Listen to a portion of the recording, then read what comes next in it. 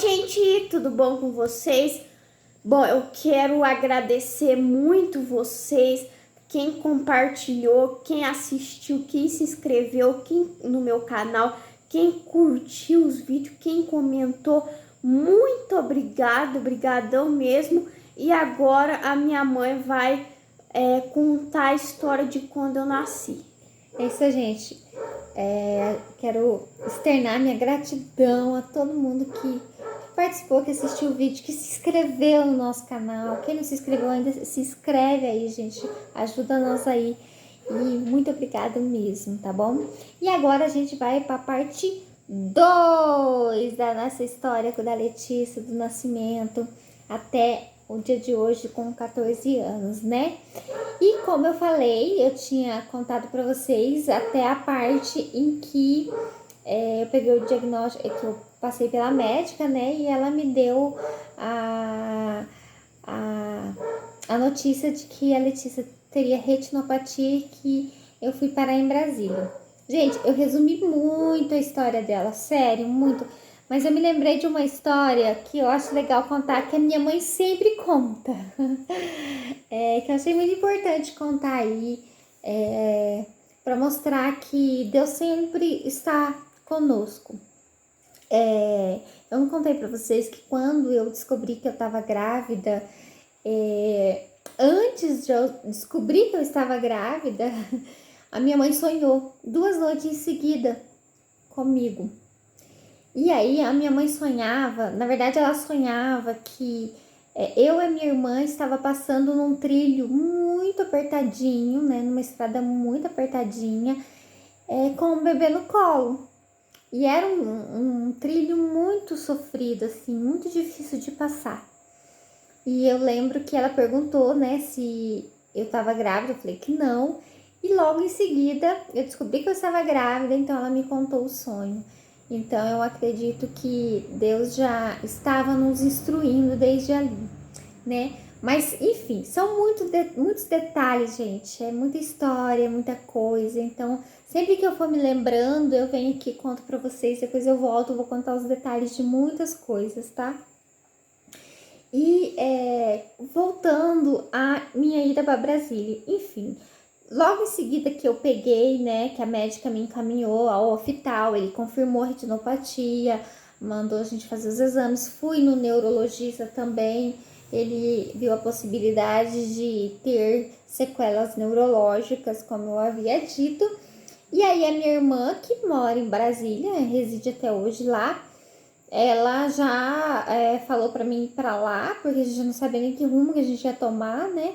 Então ela já comprou a passagem para mim e eu já fui para Brasília com uma semana depois. Gente, sem condições, sem nada, né? Na época, estávamos começando a nossa vida, então nós não tínhamos nenhuma estrutura financeira, nada. Nós não tínhamos nada, literalmente. E aí, cheguei lá, foram mais ou menos 25 dias para pegar o diagnóstico final. Muitos exames, gente. Eu lembro de um exame que teve que foi. Eu não entrei na sala, foi minha irmã que entrou para fazer o exame na Letícia. Foi um exame muito difícil, dolorido. A Letícia, eu ouvi só os gritos. São coisas que realmente para uma mãe machuca muito lembrar. Foi o exame que foi feito para realmente saber como que estava, qual a altura da doença. Eu me lembro até hoje, gente, como que foi o dia do resultado final.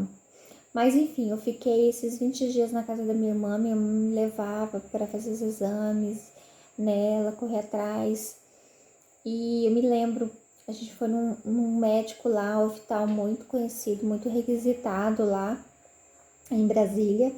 E no dia do diagnóstico final, né, nós estávamos era uma sala muito grande, gente, era uma sala chique, muito grande, tinha uma mesa enorme e no fundo a gente sempre tem uma esperança de que a gente vai ter um resultado melhor, então a gente fica com aquela expectativa, mesmo sabendo, mesmo já tendo indícios de que seria a cegueira, mas a gente cria expectativas, né? E eu estava lá, e junto com a minha irmã e com a Letícia no colo. Ela tinha 4 meses, mais ou menos, né? E aí o médico veio e falou, olha, mãe, ela tá na última fase da retinopatia, quando a doença já estabilizou, né? Então, é 1% de chance de recuperar alguma coisa. Então, porque se ela tivesse em uma outra etapa, a retinopatia, ela tem, na verdade, o momento certo de operar. Eu posso vir em outro caso, em outro momento, explicando como funciona, mas como eu não sei falar pela medicina, ela existe um momento próprio de fazer a cirurgia para recuperar 20% da visão. Quando chega já na última etapa, já não tem mais chance. Então, ele diz que seria 1% de chance, e a cirurgia na época, né, 14 anos atrás, custaria em torno de 20 mil reais. É absurdo, né? Nós nunca teríamos esse valor por 1% de chance. Eu lembro que eu baixei, comecei a chorar e eu usava uma corrente, e a corrente arrebentou naquela hora. Eu lembro que eu tive que segurar. E me lembro desse momento. E aí veio a certeza, né? Aquela certeza que no íntimo eu não queria, mas que eu já sabia. E aí, claro que eu não ia fazer a cirurgia no valor de 20 mil reais, porque nós não tínhamos condições. Na época, eu me lembro que aí foi feito, eu já estando lá em Brasília, meu marido ficou aqui, e foi feita uma rifa aqui, para ajudar nos custos. E eu fui muito ajudada, graças a Deus, assim. O que a gente tem de gratidão pelas pessoas que ajudaram a gente nessa fase é muito grande. Então, todo o custo que eu tive, os gastos, né? Principalmente depois que eu fui para Piauí, que eu já chego nessa história, foram graças a essa ajuda, principalmente da nossa família, tanto minha como do meu esposo, que ajudou muito financeiramente. A gente tá indo. Mas enfim, aí eu peguei o diagnóstico e não sabia o que fazer. Aí a gente conseguiu, né, através da minha irmã, a gente conseguiu uma consulta pelo SUS em Piauí. Em Piauí, lá em Piauí tinha também um hospital referência de oftalmologia, né? E então eu fui para Piauí. Gente, Piauí foi... Nossa, gente, foi muito sofrimento. Eu lembro que daí meu marido foi para Piauí. Eu fui no avião sozinha, né? Com a Letícia e com malas, que eu fui na frente. Depois meu marido, a gente ia se encontrar lá. Nunca tinha ido para o Piauí. Não sabia de nada viajar, totalmente inexperiente. Na época não tinha WhatsApp, na verdade não tinha nada, né? Existia aquela conexão que você ligava para o outro estado e acabava seus créditos. E eu lembro que eu fui e o ônibus teve 2 horas de... O ônibus não, perdão, gente, o avião teve 2 horas de atraso. E a pessoa que ia me esperar lá no aeroporto acabou que achou que eu não tinha vindo, porque eu não cheguei com essas 2 horas e não tinha como eu ligar, porque não tinha as condições. E aí, quando eu cheguei no aeroporto, gente, de Piauí, meu Deus, era o dia que, no mesmo momento que uma pessoa que tinha ganhado no BBB, eu acho, estava chegando também. Então, o aeroporto, um furdunço, uma bagunça, um barulho. E eu não sabia nem para que lado que eu ia. Então, assim, com a Letícia no colo, com mala, sentei, liguei para minha irmã. Com 2 minutinhos que eu falei com ela, fiquei sem crédito, porque tinha a época a conexão. Ela me falou, não, desliga aqui, que você vai ficar sem crédito. E sentei lá e esperei, até que um momento, um rapaz que tinha ficado de me pegar apareceu, que eu tava planejando o que eu ia fazer, e graças a Deus ele me levou para uma pensão. Foi lá que eu fiquei, passei a noite, Era uma pensão, na verdade não era uma pensão, era um alojamento. Não me lembro de quem. Sei que foi a minha irmã que conseguiu lá pra mim, um lugar muito bom, assim. Porém não tinha janta e eu cheguei já era de noite. E eu não tinha nem como sair daquele alojamento, porque todo mundo ia embora. Tinha só um guarda lá e eram umas ruas muito escuras e eu fiquei com medo de sair para comprar alguma coisa. Então aquela noite eu nem comi, porque não tinha como eu sair. Eu tinha uma madela, então a madela tinha e eu fiquei lá, porque no outro dia meu marido ia chegar. E aí eu tinha consulta no outro dia cedo. Consegui com o guarda um taxista, né, para me levar bem de madrugada lá nessa consulta que eu tinha.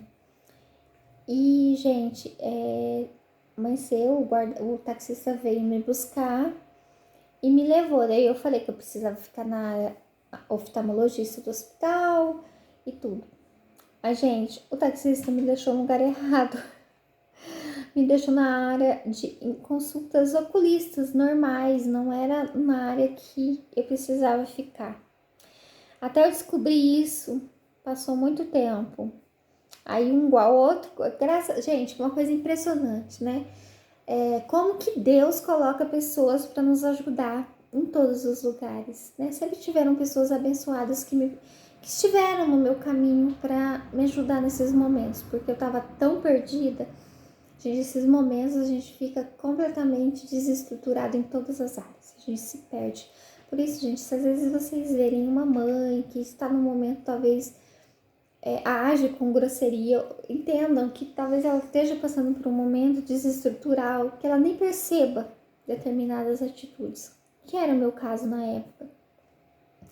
E aí, esse guarda me levou para o lugar certo. E aí, sim, eu cheguei lá na parte oftalmologista, né, com o médico, fiz a ficha lá e eu dei mamar pra ela, normal, né? Pra mim tava tudo bem, dei mamar pra ela. Quando chegou a hora da consulta da Letícia, eu não sabia que não podia dar mamar, que ela tinha que ter em jejum. Nossa, o médico ficou muito bravo comigo, que eu tinha dado mamar. E ficou muito comigo.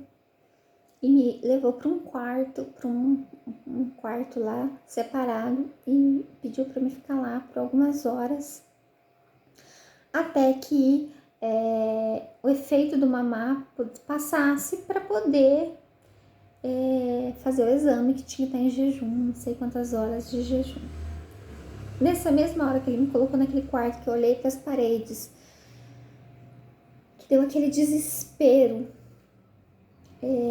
eu consegui falar com meu marido, acho que 1 minuto, não me lembro, nem me lembro como foi que eu consegui falar com ele, gente. Nisso, o meu marido, nesse processo, ele estava saindo daqui de Rondônia, ele ia pegar um avião em Cuiabá, ele ia de ônibus até Cuiabá, de Cuiabá a Piauí ele iria de avião. O que aconteceu? O ônibus que ele estava indo para Piauí foi preso com drogas. E foram todo mundo para delegacia. E o meu marido perdeu o avião, porque até resolver essa questão, para conseguir saber quem é que estava levando droga, foi. E teve tanto mico nesse caminho que depois eu conto para vocês. E foi isso. Meu marido perdeu o avião, teve que esperar um próximo avião para poder ir. E eu soube disso no momento que eu estava naquele quarto, simplesmente sem saber o que fazer. A neném começou a chorar porque ela estava com fome. Apesar que ela não chorava muito, né? Ela era um bebê que não expressava muito dor, fome, nada. Depois lá na frente eu explico por quê, que foi uma descoberta futura. Mas quando ele me falou que ele perdeu o avião, que não deu tempo de ele explicar o que estava acontecendo, gente. Não deu tempo. Caiu a conexão, o celular, não sei, não me lembro. Eu só soube que ele falou, perdi o avião, o ônibus foi preso com droga. E eu naquela sala, sem comer, sem com a neném lá, sem comer, porque eu não podia dar mamar, olhando para as paredes, não sabia nem para que lado que eu iria e sem saber se meu marido ia chegar ou não. Quando eu lembro da sensação que foi estar lá, olhando para aquelas paredes, sentada numa cama, eu me lembro que eu não conseguia, eu levantava, eu sentava, é um vazio muito grande, sem saber, gente, não tem como expressar. Até que passou-se as horas, e o médico chegou, me chamou para novamente fazer o exame. Aí levou a neném, né, para fazer os exames e veio o resultado, né, da retinopatia realmente, mais uma confirmação, né, eu já sabia, mas eu queria saber se ele aceitaria fazer a cirurgia pelo SUS. Ele disse que faria, aceitou fazer a cirurgia, né, agendou o dia da cirurgia, aí chamei novamente o táxi, isso era mais ou menos 1h da tarde, na hora que eu saí de lá, 2h da tarde. Era mais tarde, porque já nem tinha almoço mais. Aí eu chamei o táxi, pedi pro táxi passar numa padaria que tinha ali próximo para mim comer um lanche. E eu comprei para comer em casa, porque eu tava pagando o táxi, né? Para comer no alojamento em casa, né? A gente foi para aquele alojamento. Era um alojamento muito bom. E cheguei, fui comer. Finalmente, fui comer. E aí, eu não sabia mais o que fazer. Fiquei no alojamento tentando descansar, mas a adrenalina era muito grande. Você não relaxa, você não descansa, você não sabe o que fazer. Nesse período que eu cheguei lá no alojamento, aí já tinham pessoas para conversar comigo. Graças a Deus eu já lembro das meninas da cozinha que conversaram comigo. Durante o dia tinha muita gente naquele lugar. Só à noite que não. Mas já foi um conforto muito grande, né? De ter pessoas para conversar. E aí, quando foi à noite, o meu marido conseguiu chegar. Gente, acho que ver ele chegando lá foi o maior alívio da minha vida. Eu não tava mais só. É uma sensação assim inexplicável, como se eu pudesse dividir tudo que eu tava sentindo durante aquele período com alguém, que se ela soubesse o que eu tava sentindo. Foi muito intenso ver ele chegando.